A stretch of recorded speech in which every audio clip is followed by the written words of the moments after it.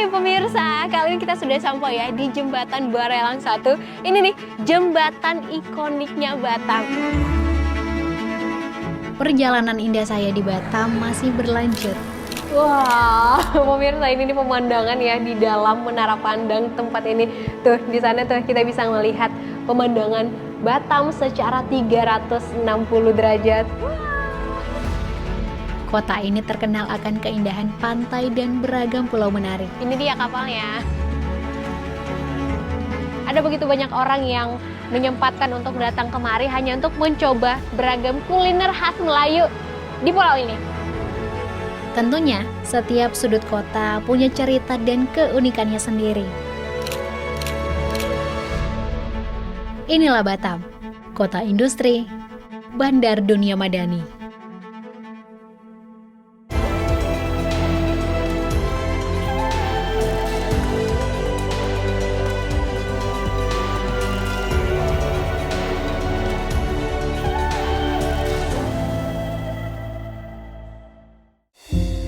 Di episode sebelumnya, kita sudah menjelajah keindahan Siak Sri Indrapura, Provinsi Riau. Dan kita akan coba lihat ke dalam ya, bagaimana isi dari Istana Siak. Saksi kejayaan Kesultanan Melayu Islam terbesar di Sumatera pada masanya. Alat musik ini hanya ada 2 Pak di dunia ya. Satu di Indonesia dan satunya lagi di Jerman, pemirsa. Mengarungi lautan selama 15 jam untuk menuju ke Batam menggunakan kapal Roro. Lalu menikmati suasana tepi laut di Harbor Bay, kawasan terpadu Batam. Luar biasa indah, dan ini saya juga nggak sabar ya ingin mengeksplor lebih jauh pariwisata serta atraksi wisata yang ada di tempat ini.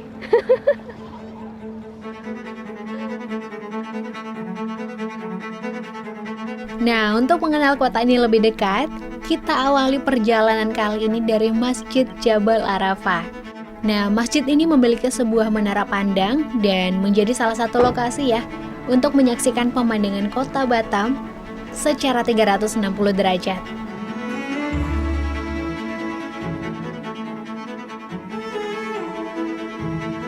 Masjid Jabal Arafah ini resmi dibuka dan digunakan untuk pertama kalinya pada 13 Juli 2012. Sementara menara masjid ini baru selesai dibangun dan dibuka untuk umum pada tahun 2014.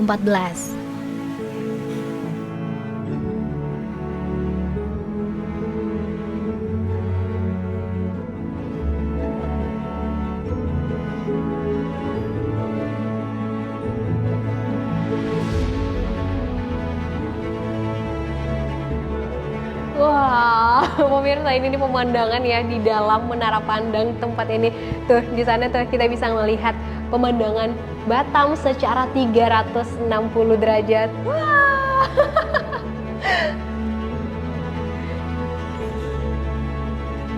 Di ruangan ini pengunjung juga dapat menggunakan teropong yang disediakan khusus untuk melihat pemandangan sekitar dari ketinggian 36 meter.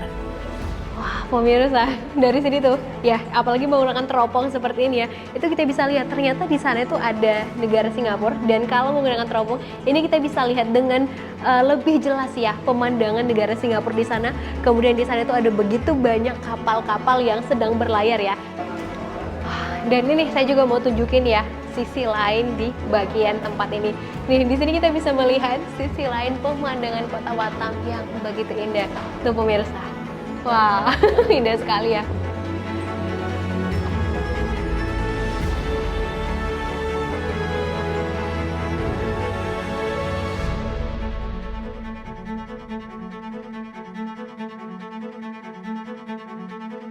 Dari Masjid Jabal Arafah, kita melanjutkan perjalanan menuju destinasi selanjutnya.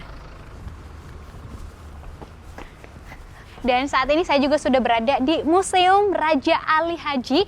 Ini merupakan museum satu-satunya yang ada di Kota Batam. Yuk kita masuk ke dalam.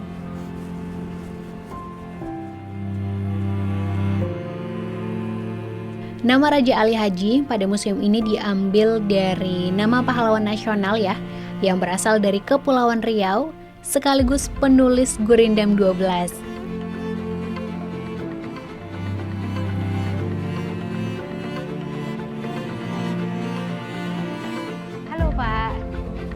kita dari Potret Dai TV. Di sini saya bertemu dengan Pak Raja Zainuddin, salah seorang pemandu museum. Pak Raja Zainuddin menjelaskan banyak hal ya kepada saya.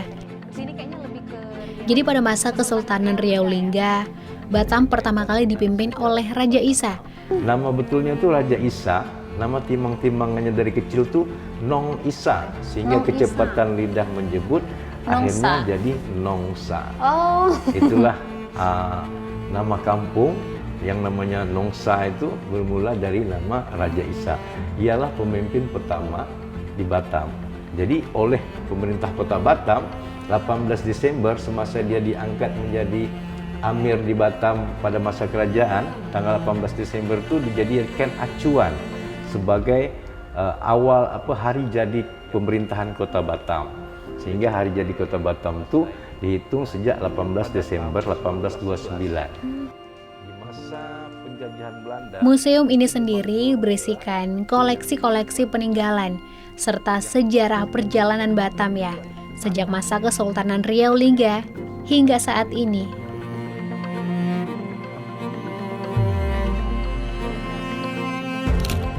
Dan semoga ya, keberadaan museum ini juga bisa membantu kita ya, serta wisatawan lain nih, untuk mengenal dan mengetahui lebih dalam tentang sejarah kota Batam.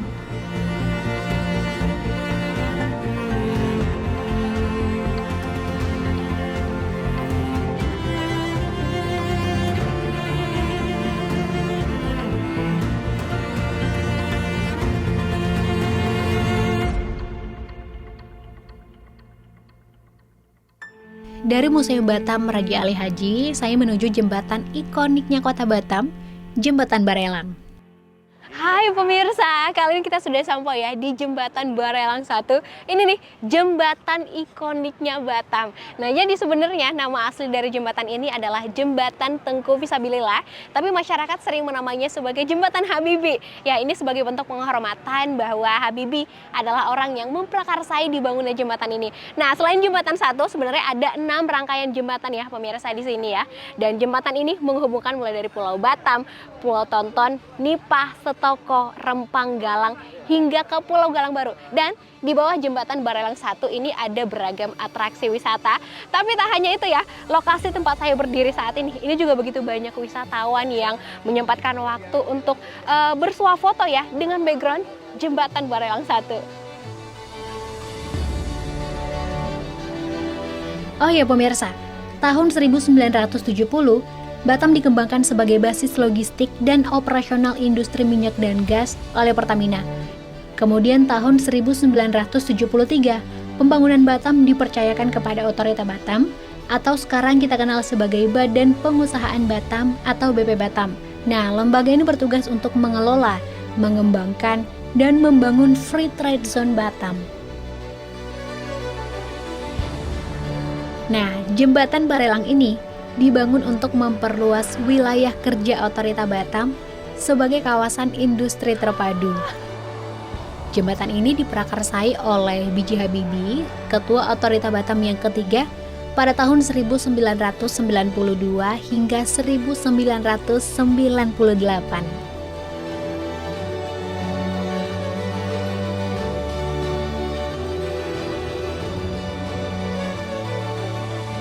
Pemirsa, kita coba lihat ke tengah sana ya. Yuk.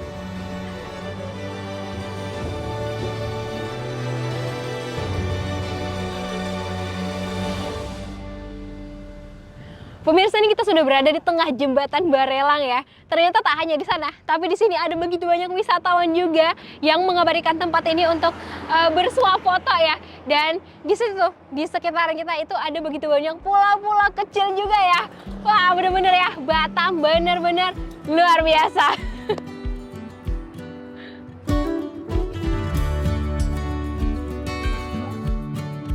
Sebagai ikon, jembatan ini juga menjadi salah satu destinasi yang wajib ya dikunjungi kalau berkunjung ke Batam. Nah, waktu terbaik untuk menikmati suasana di jembatan adalah saat matahari terbit di pagi hari dan sore saat matahari mulai terbenam. Jadi sembari menunggu sore tiba, saya ajak pemirsa untuk menjelajahi kota ini.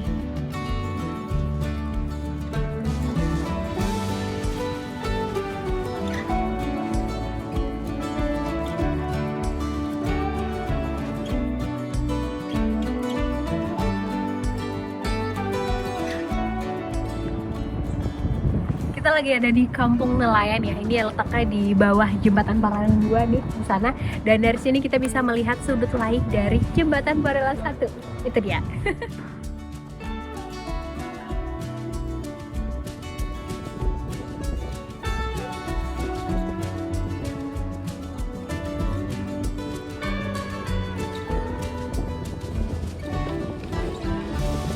Suasana kampung yang menenangkan khas daerah pesisir begitu terasa di sini.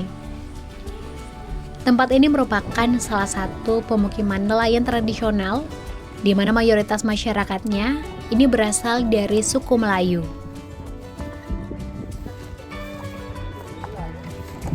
Ini punya mau nyebrang ya pemirsa ke pulau-pulau yang ada di sana.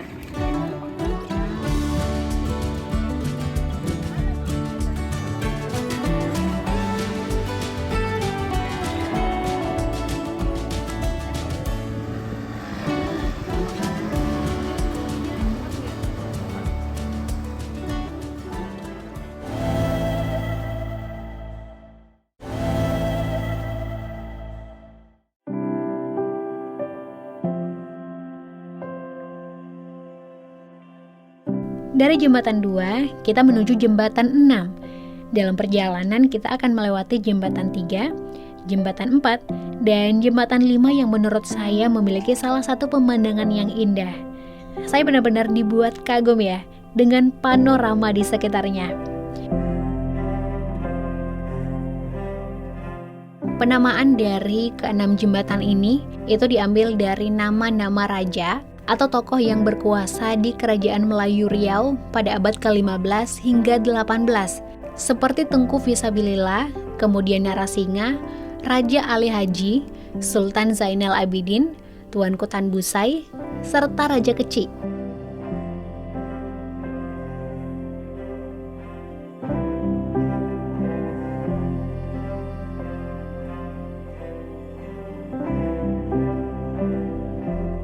Setelah melewati jembatan yang ke-6, barulah kita tiba di titik 0 Batam.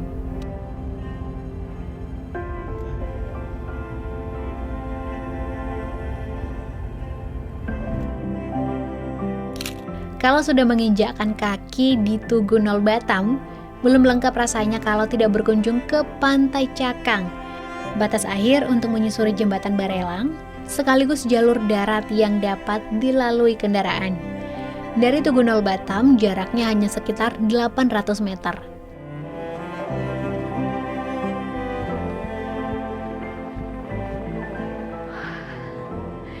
Pemirsa, ini dia Pantai Cakang ya. Jadi pantai ini membentuk sebuah daratan yang menjorang ke laut ya. Dan di sepanjang tepian pantai ini kita juga bisa melihat pohon-pohon mangrove nih yang masih ada hingga saat ini. Dan uniknya ya pemirsa, ada begitu banyak wisatawan. Ternyata di sini tuh ramai sekali. Ada banyak wisatawan yang mengunjungi nih titik nolnya Batam. Tak hanya itu ya, di sini juga pemandangannya benar-benar indah sekali nih. Nih saya tunjukin. Ini dia.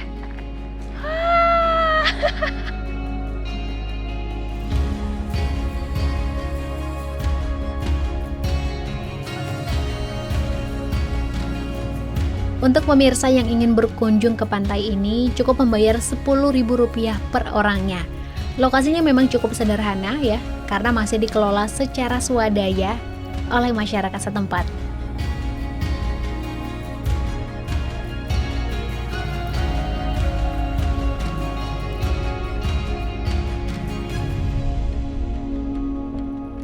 Nah, pantai ini cukup unik ya pemirsa, karena dia terdiri dari batuan-batuan karang nih, seperti ini. Dan kalau di bagian sana ya, nih kita masih bisa lihat ada begitu banyak pulau-pulau kecil ya di sekitaran sini. Wah, luar biasa indah sekali.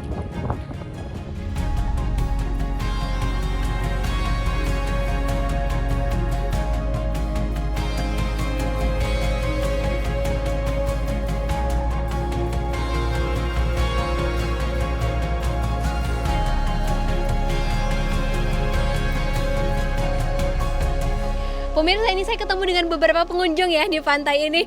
Ini dari mana aja nih kalau boleh tahu? Aku dari Batu Aji. Oke, Batu Aji juga. Batu Aji semuanya. Oh, Batu Aji semuanya. Iya. Ini kali keberapa nih ke pantai ini? Pertama. Pertama. Iya. Dapat infonya dari mana? dari temen nih Kak, temen ya.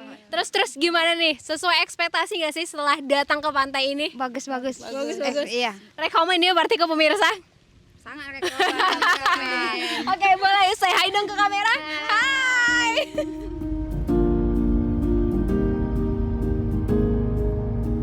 Sebelum malam tiba, saya kembali menuju Jembatan 1, melanjutkan rencana yang sebelumnya sempat tertunda.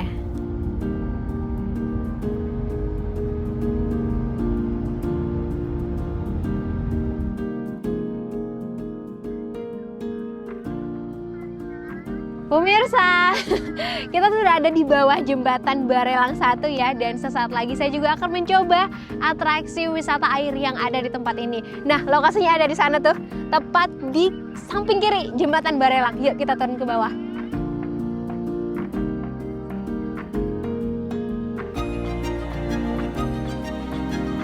Halo Pak, dengan Bapak apa nih Pak? Anwar. Oke, pemirsa, saya lagi bareng dengan Pak Anwar ya. Jadi, Pak, ini atraksi wisata air di sini tuh setiap hari atau hari tertentu aja nih, Pak? Setiap hari. Setiap hari ada ya?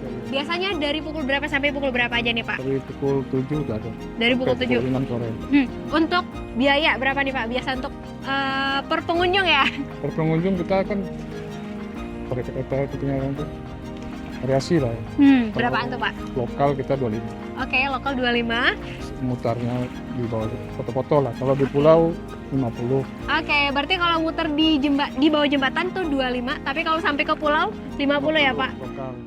Kalau asing, pengunjung asing itu 150. Oke, dan sesaat lagi ya pemirsa, kita juga akan mencoba atraksi wisata ya di bawah jembatan Barelang. Oke Pak, yuk sini ya Pak ya.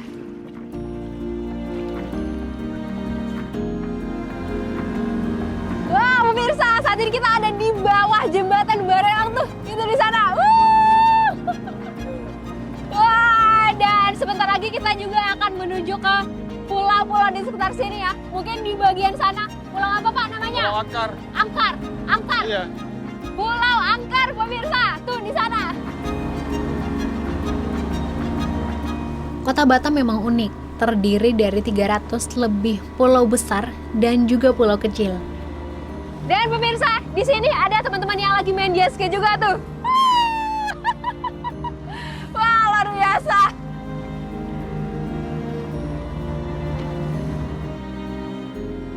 Wah, pemandangan Batam dari tengah laut seperti ini benar-benar indah sekali ya pemirsa. Dan kali ini kita akan menuju ke Pulau Akar atau masyarakat setempat biasa menyebutnya sebagai Pulau Aka. Nah pemirsa, ini dia nih Pulau Angkar ya. Jadi mayoritas masyarakat di sini itu berprofesi sebagai nelayan ya. Itu dia. Wah. Deretan rumah panggung milik warga berdiri mengelilingi sepanjang pulau kecil ini. Ya itu rumput laut tapi rumput karang dia. Oh. Bukan rumput agar-agar bukan. Rumput daun dia. Berarti itu dipakai untuk apa Pak biasanya? Bikin produk kosmetik katanya. Oh gitu. Bermacam lah. Selain melaut, sebagian masyarakat di sini juga membudidayakan serta mengumpulkan rumput laut sebagai sumber penghasilan mereka.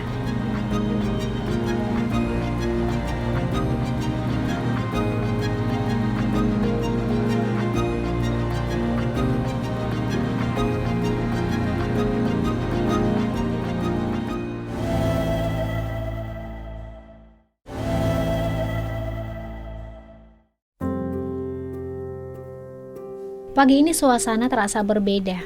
Langit mendung dan rintik hujan perlahan membasahi perjalanan. Namun kondisi ini tidak menyurutkan langkah saya ya untuk menjajaki kota ini. Kali ini saya akan menuju Pulau Penawar Rindu di Kecamatan Belakang Padang. Nah, untuk sampai ke Belakang Padang, ini saya akan menyeberang melalui Pelabuhan Rakyat Sekupang dengan biaya sebesar Rp21.000 per orang dan waktu tempuh sekitar 15-20 menit. Pak, kapal 10 yang mana? Ini, yang hijau? Oke, ini dia kapalnya. Nah, jadi pemirsa, warga Batam ini tuh punya kebiasaan yang cukup unik. Mereka rela menyeberang Dari sini, jauh-jauh ke Belakang Padang hanya untuk sarapan. Oke.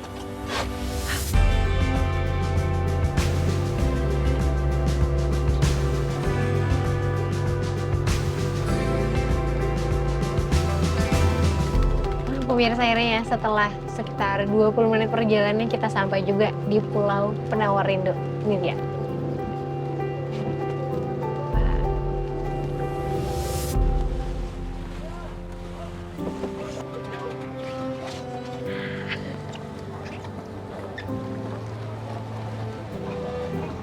Wah, pemirsa, ini dia ya, ternyata Pulau Penawar Rindu gitu. Dan di sini tuh ramai sekali ya di pelabuhan, ada begitu banyak kapal ya. Jadi memang untuk bisa sampai ke pulau ini itu hanya bisa diakses menggunakan kapal-kapal seperti ini nih pemirsa. Kalau masyarakat di sini biasa menyebutnya sebagai pancung atau kapal motor penyeberangan. Ada satu kuliner yang membuat saya penasaran ya, yakni mie lendir. Tetapi selain mie lendir, ada beberapa kuliner autentik yang cukup diminati nih di sini seperti prata, kemudian cendol, hingga teh tarik.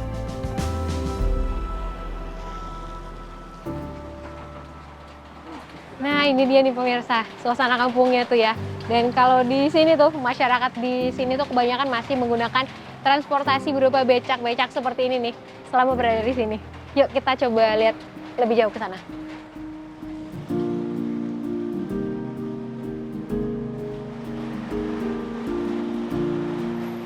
Oh ya, pemirsa tahu, belakang Padang ini sudah ada jauh sebelum kota Batam berkembang pesat. Secara historis, kawasan belakang Padang dahulu merupakan pusat pemerintahan kota Batam. Namun karena luas wilayah yang terbatas, pusat pemerintahan kemudian dipindahkan ke Pulau Batam.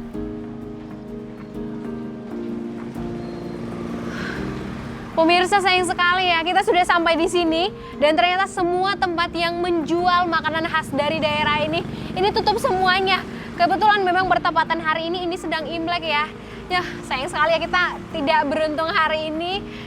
Tapi nggak apa-apa ya, ini saya ajak pemirsa untuk keliling-keliling ya dan melihat suasana di pulau ini. Yuk.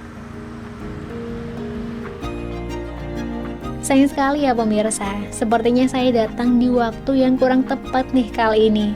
Saat saya berkunjung, suasananya terasa cukup sepi. Tidak ada banyak wisatawan yang datang dan hanya ada beberapa kedai yang buka saat saya berkunjung.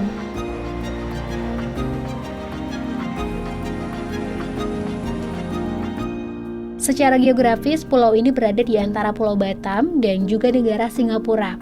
Itu sebabnya, selain mencicipi kuliner khas, melihat pemandangan negara Singapura jadi hal yang tak ingin dilewatkan oleh wisatawan yang berkunjung ke sini. Biasanya Wak, kalau wisatawan datang ke sini itu apa yang mereka cari kalau berkunjung ke sini, Dia Wak? kadang carinya kopi, apa ke makanan kan. Cuman hari ini pada tutup semua Iya. ya, Wak ya.